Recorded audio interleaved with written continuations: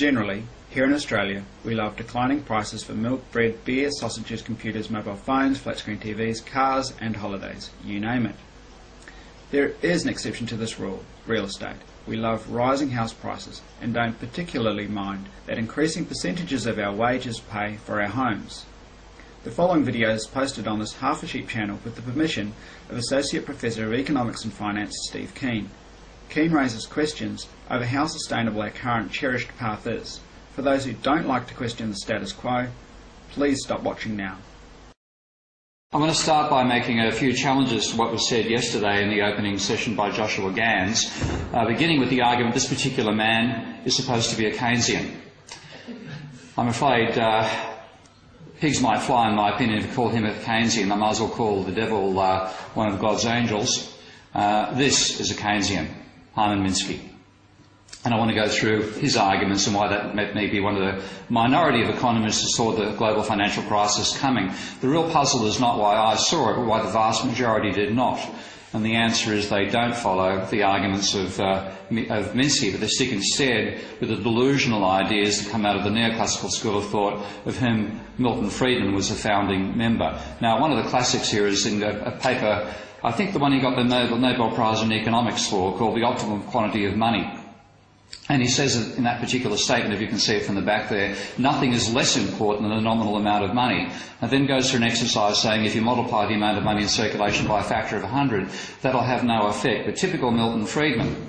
Joan Robinson, in a conference I once organised at the University of Sydney, the undergraduate student, described Milton Friedman as a man who would put a rabbit into a hat in full view in front of an audience and then expect applause as a magician when he pulled it out shortly afterwards. Well, that particular trick here is saying that it doesn't matter if you increase money by a factor of 100, so long as you multiply debts and everything else by exactly the same factor. Well, that's not the planet we live on. And the person who knows the planet we do live on is Hyman Minsky, and his arguments are much more about the real world of finance, talking about what he calls hedge, speculative and Ponzi finance. And the Ponzi financial units effectively are people speculating on rising asset prices, and he makes the profound point that they can only get away with that as long as asset prices continue to rise, and once that stops, there'll be a panic as people try to reduce their debt ratio. Now, they're not in the same camp. They're diametrically opposed thinkers. Calling one a Keynesian is, in my opinion, an insult to the other. So that is one side of my comments on yesterday's speech by Joshua. He mentioned the asset bubble. He only showed you one of them.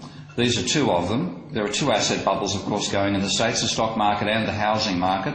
The red line is an index of the degree of overvaluation of the stock market, called the 10-year lag price to earnings ratio. The blue line is the CPI deflated value of American housing. Now, they are both, as you can see, there are two bubbles at once. And that's the first time that's happened in America's history. The one asset bubble wasn't big enough to absorb the cause because, of course, this isn't the global financial crisis. That is the symptom of the global financial crisis. That's like calling the spots on your face from a bout of the measles the disease. No, it's not. It's the symptom. This is the disease, the level of debt. And if you go back and take a look at the level of debt compared to GDP in America back at the Great Depression, you find that prior to the start of the Great Depression, that peak reached 175% of GDP and then accelerated above that level courtesy of falling prices and falling output. Debt was actually falling at the same time, but not as fast as both GDP and prices were falling. We are now in America at 300% of GDP. So the factors that caused the Great Depression are about 1.5 times as strong this time around as they were back in the 1930s. Now, I keep on being told Australia is different. I call it the kangaroo theory of economics. Well, partly that is true. Skippy does have a slightly lower level of debt, but the pattern just looks just the same over time of a peak and then a crash in debt levels compared to GDP. The first of those peaks you can see was the peak caused by the Melbourne land bubble, which then burst and caused the depression of the 1890s. Then we had the depression of the 1930s, and people are telling me now we're not having a crisis. If there's any correlation between debt levels and our economic situation, we're still in one. Now, it's also been said quite regularly, I noticed Glenn Stevens made this comment to a parliamentary committee not long ago, that nobody predicted this course of events. You couldn't see which way you couldn't see this was going to happen. This is a year after I started making this case. I started publishing a regular report called Deadwatch, and this is the conclusion of that Deadwatch statement. And I'm interested looking back and taking a look at it, I noticed I had some sort of inkling, maybe they're going to double the first home buyers grant again. Unfortunately, I got that one right. And if you do those sorts of policies, as I said, you'll just make things worse in the long term, the medium term. Might work for a short while, but restore the bubble, but you're going to be back in the same dilemma again. Now, I can go back further than that again. I've given some quotes there from an article by an academic in the Netherlands who tried to identify other economists who saw this coming prior to the crisis. He came up with about a dozen. Apparently he's up to about 3 dozen now who got legitimate claims that they called the crisis before it happened. That's not particularly good out of a profession with probably about 20,000 members. And most of them were in the camp of saying it couldn't be predicted. I made a submission to the Wallace Committee on deregulation, financial deregulation in Australia back in '96, and at the hearing they told me they were considering securitisation of loans. And I was so shocked by that that I wrote a supplementary letter the day after I made that case, and made the comment that securitisation doesn't alter the key issue, which is the capacity of borrowers to commit themselves to debt on the basis of euphoric expectations during an asset boom. And then, of course, if that boom doesn't continue, then those borrowers will be made bankrupt. But not only them, also the people who purchased those securitised loans, believing they were a source of income, will also potentially be sent bankrupt. Now, I'm not claiming myself to be Nostradamus. I'm claiming to follow a sensible economic theory that sees the dangers in allowing things like securitisation of loans. Of course, that warning was ignored. They allowed securitisation here. It grew like topsy in America, and that's where the subprime crisis came from. But anybody with a Minsky pair of glasses on, rather than a neoclassical pair of blinkers, could see this coming a long time away.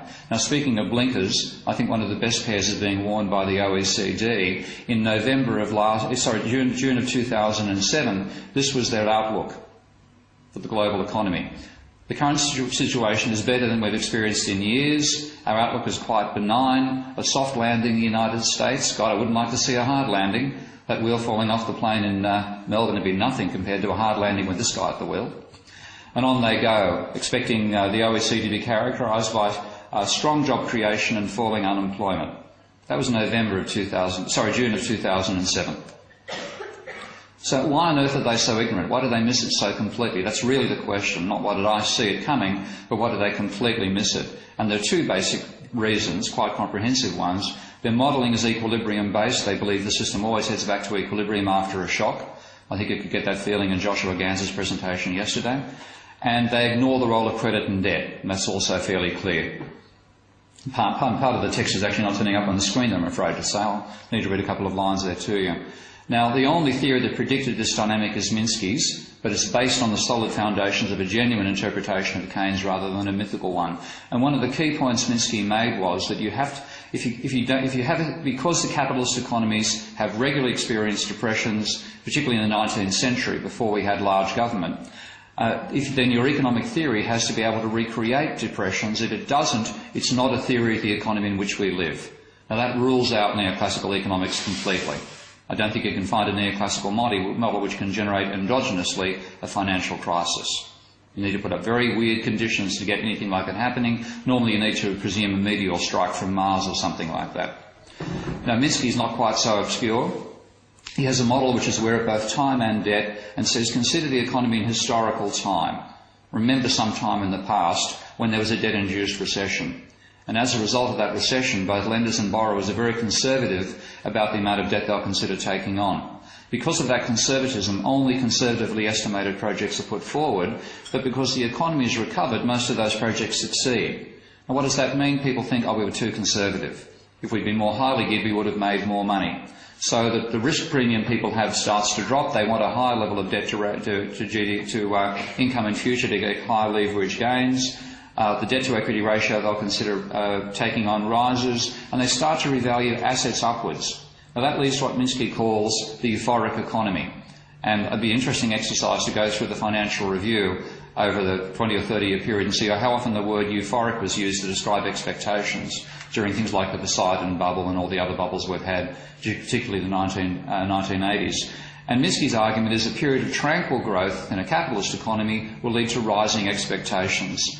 So even if you can define an equilibrium for the economy, behaviour under uncertainty will cause that equilibrium to become unstable and the economy will go into another bubble. And the classic line, stability or tranquility in a world with a cyclical past and capitalist financial institutions is destabilising.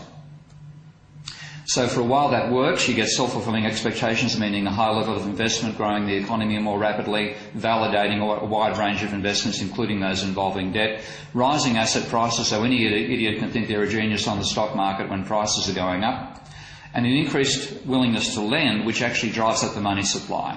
I'm going to come back to that later, but the money supply is not controlled by the government. The reserve banks around the world admitted that 20 years ago. Economic textbooks still teach the opposite, but certainly the money supply will expand under the demands of the financial sector to provide the money it wants for speculation and investment.